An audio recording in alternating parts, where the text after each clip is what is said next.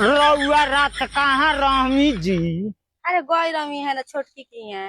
अरे हम हो जुग बरतिया आई रउआ तबे हम रउआ घरे आई रहमी। काहे खातिर? हैं खोजत खोजत रउआ ना भेटमी तो हम अकेले गमी हो जुग बारात में नाचे आई रहुए। हाँ नाचवा में चल गमी अकेले देखे। तो का भाऊ है? तो अरे बाप रे बाप नचनियन का और कहाँ के ताकत रहुआ सन। हाँ खाली हमरे की ओर घटर घटर ताकत रहुआ। खूबसूरत बाड़ू तो तोहरे के हम लोग देखी। तारे ऐसन गांव मोहल्ला में दुनिया में केहू लोग बा एको मेहरारू न किसी तारा ऐसन। तू ही तो सबसे सुंदर बाड़ू।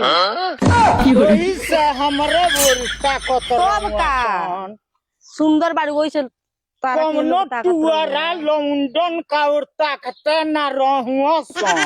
हाँ खाली हमरे कियो। तो सुंदर बाड़ू वही से हैं? सुंदर बाड़ू न वही से ताकत रहुआ।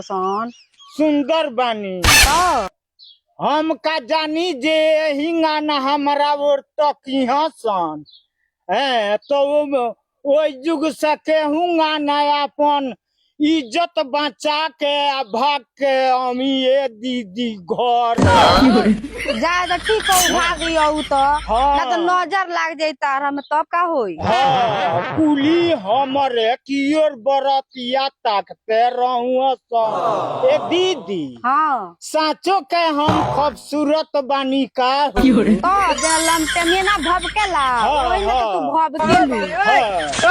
ओइसे सुंदर बाड़ू। हैं?